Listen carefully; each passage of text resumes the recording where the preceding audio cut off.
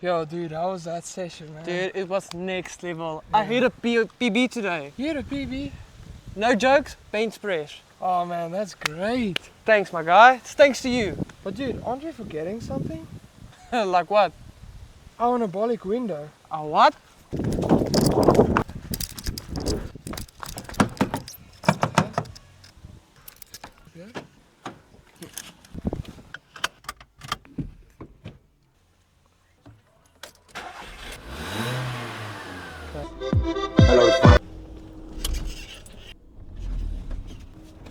What is up YouTube, and hope you guys are having a fantastic day so far. And in this video I'm going to be showing you guys some of the biggest mistakes I made as a newbie when I started out going to the gym. But you know how it goes. First up, I need to go make some breakfast, and back in the day I usually ate whatever, whenever. So let's have a little look at what that was. Okay guys, so up next is breakfast, and today we are having Snowflakes Easy Mix Flapjack Mix. This is not your regular protein pancake mix. The only protein in these pancakes are pretty much gonna be the 1 egg and the 1 cup of milk. But anyways, I mean, I'm not saying that back in the day I used to eat pancakes every single day, because I mean, let's be honest, who eats pancakes every single day? I'm not even sure if anyone would eat pancakes every single day, even if they could. I mean, I love pancakes, but damn. Okay, so let's start off with making these pancakes.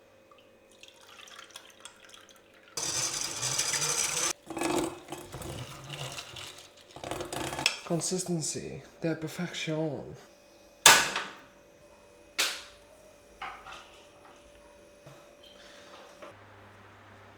Now there's only a few things that are better than this. Having a long night's rest and then waking up and making yourself one of these bad boys. That's at least like 10,000 calories worth of freaking pancakes and like 0 grams of protein. So I think it might be.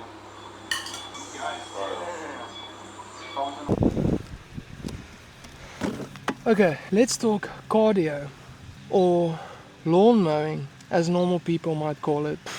And yes, I know, lawn mowing, crazy. Cardio. At least it is cardio. It might not be high intensity cardio, but I mean, tying a shoe for some people is high intensity cardio. So let's be honest, there are a lot of things during the day that you can do. So like back in the day, I used to hate doing cardio, and I still don't love doing cardio.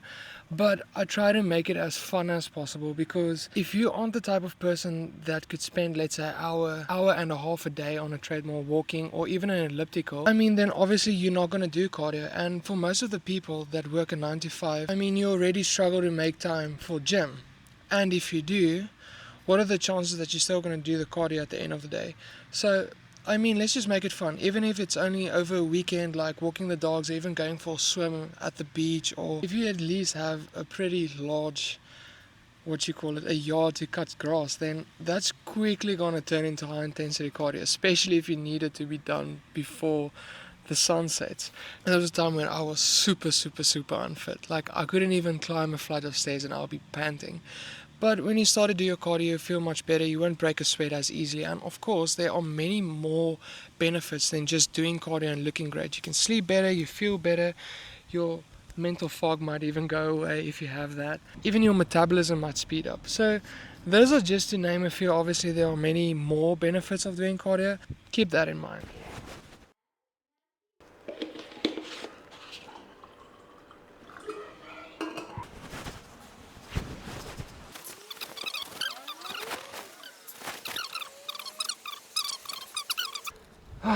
Man, I just recorded a whole section of this video without my mic. Made myself some pre-workout for my workout.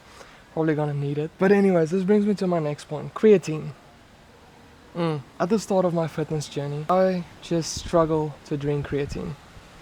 Now that I'm saying it out loud, it sounds absolutely insane.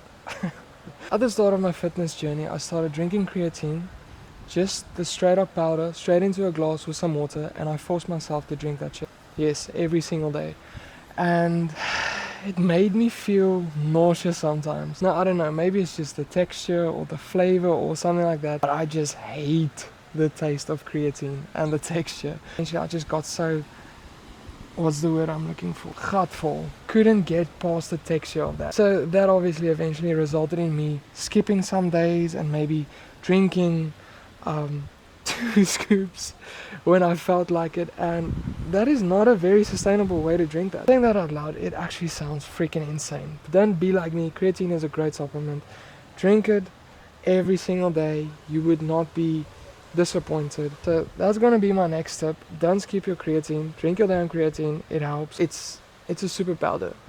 Alright, it's time for my workout. I just finished my pre-workout and I think I'm ready for this workout. For today, we're gonna keep it nice and simple. I'm gonna be doing my younger self's workout at home, which at the time was pretty challenging. Well, at least that's how I can remember it. Super basic. That's way before I even thought about getting a gym membership, so.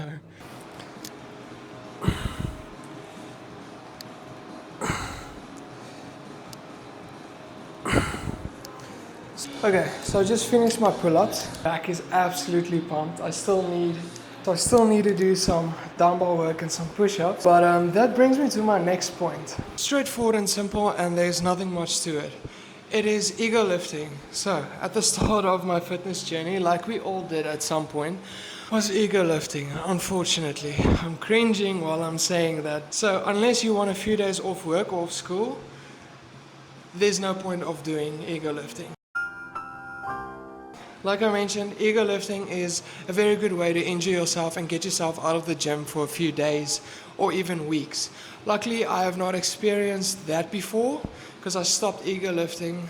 But unfortunately, not everyone gets to that point soon enough. It needs to take an injury or, I don't know what makes people stop ego lifting. But the thing is, when you don't ego lift, you have more time to do exercises that are actually beneficial for muscle growth.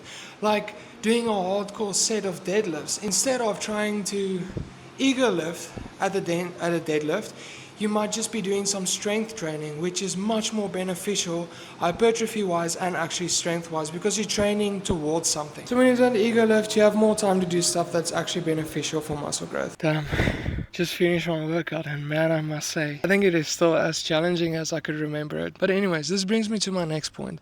It is overtraining.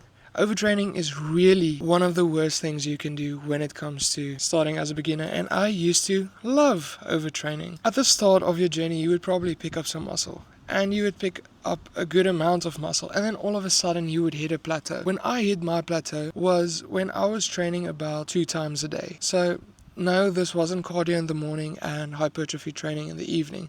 That is still okay up to a certain extent. I did hypertrophy in the morning and in the evening. Not a good idea. But like I said, if you're doing moderate to beginner workouts twice a day, that's still okay. But once you start entering the point where you are pushing your limits and you're really pushing yourself in those sets and going to failure every single time, like no jokes, then you're going to reach a point where your body cannot recover as quickly as what you are doing damage to the muscles for muscle growth. So that's when overtraining really starts to kill your gains, because let's say you're not eating enough protein, you're not sleeping enough, and you're overtraining. Those are the 3 horsemen for bad gains or no gains at all. So just keep that in mind.